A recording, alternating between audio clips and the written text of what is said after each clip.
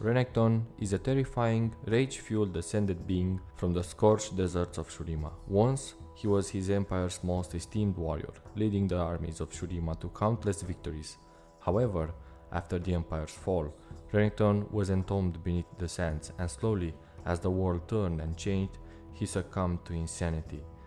Now free once more, he is utterly consumed with finding and killing his brother Nasus, who he blames in his madness for the centuries he spent in darkness. Renekton was born to fight. From a young age he was constantly getting into vicious brawls.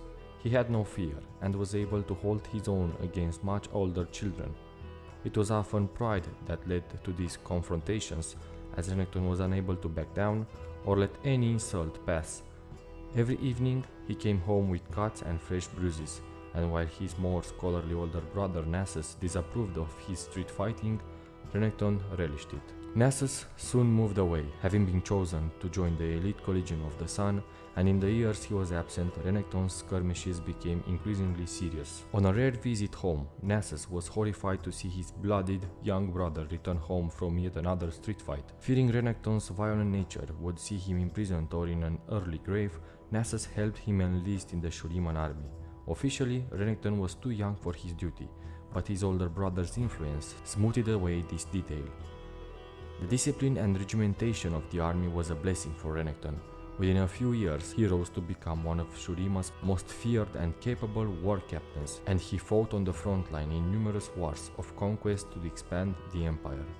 He garnered a reputation for ferocity and toughness, but also for honor and bravery.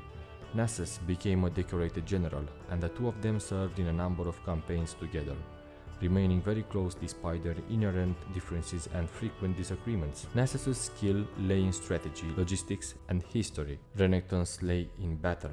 Nasus planned the wars and Renekton won them. Renekton earned the title Gatekeeper of Shurima after fighting a desperate battle in one of the mountain passes bordering Shurima. An invading force had landed in the south coast, striking toward the isolated city of Zureta. If it was not halted, the city was certain to be razed and its populace massacred.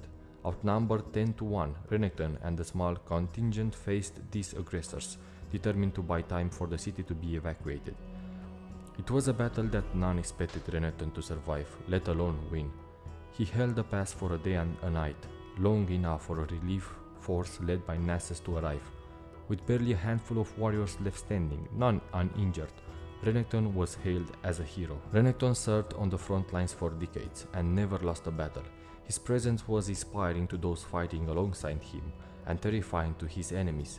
Victory after victory were his, and such was his reputation that some wars were won without a sword even being lifted, enemy nations surrendering as soon as they heard Renekton was marching on them. Renekton was of middling years, a grizzled and battle-scarred veteran when word reached him that his brother was close to death.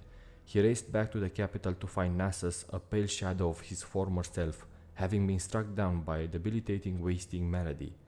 The sickness was incurable, similar to the rotting curse said to have cut down an entire noble line in antiquity.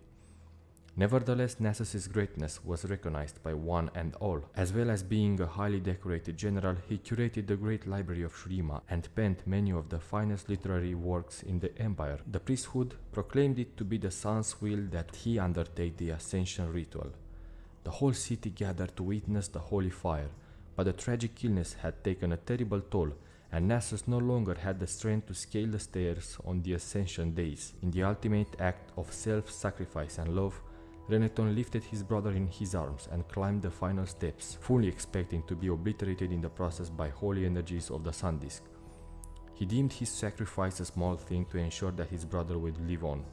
He was just a warrior after all, albeit a talented one, while his brother was a peerless scholar, thinker, and general. Renekton knew that Shurima would need Nasus in the years to come. Renekton was not destroyed, however. Beneath the blinding radiance of the Sun Disk, both brothers were raised up and remade. When the light faded, two mighty ascended beings stood before the onlookers, Nasus in his lean jackal-headed body and Renekton in his immense crocodilian form. Their forms seemed apt. The jackal was often regarded as the most clever and cunning of beasts, and the fearless aggression of the crocodile fit Renekton perfectly. Shurima gave thanks to have these new demigods as guardians of the Empire. Renekton had been a mighty war hero before, but now he was an ascended being, blessed with power beyond mortal understanding. He was stronger and faster than any regular man and seemed virtually immune to pain. Though ascended beings were not immortal, their lifespan were drastically increased so that they might serve the Empire for hundreds of years. With Renekton at the head of the Shuriman armies, the Empire's military was all but unstoppable. He had always been a ruthless commander and ferocious fighter, but his new form gave him powers beyond belief. He led the soldiers of Shurima to many bloody victories, neither giving nor expecting mercy. His legend spread far beyond the borders of the Empire, and it was his enemies that gave him the name Butcher of the Sands, a title he embraced. There were those, Nasus among them, who came to believe that a portion of Renekton's humanity had been lost in his transformation. As the years progressed, he seemed to become crueler, relishing the spilling of blood more than was natural, and whispers circulated of atrocities he committed in the name of war. Nevertheless, he was a staunch defender of Shurima, and he faithfully served the succession of emperors, ensuring the security of greatness of Shurima for hundreds of years. During the reign of Emperor Azir, word arrived that a magical being of fire had escaped the magical sarcophagus that bound it in its underground prison. It had laid waste to a Shuriman town before fleeing across the desert to the east. Renekton and his brother set forth to recapture this legendary foe. While they were absent, the young emperor, guided by the manipulations of his magus, Zerat, attempted to join their rank and become one of the Ascended.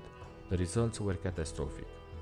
Renekton and Nasus were a day's ride from the capital, but even so, they felt the shockwave as the ascension ritual went awry. Knowing that something terrible had come to pass, they raced back to find the glorious city in ruins. Azir had been killed, along with his most of city's populace, and the great sun disk was falling, drained of all its power.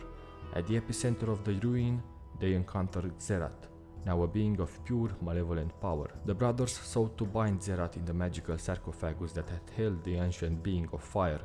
For a day and a night they battled, but the magus was powerful and would not be held. He shattered the sarcophagus and assailed them with spells fueled by the power of the sun disk, which crashed to the ground as they fought.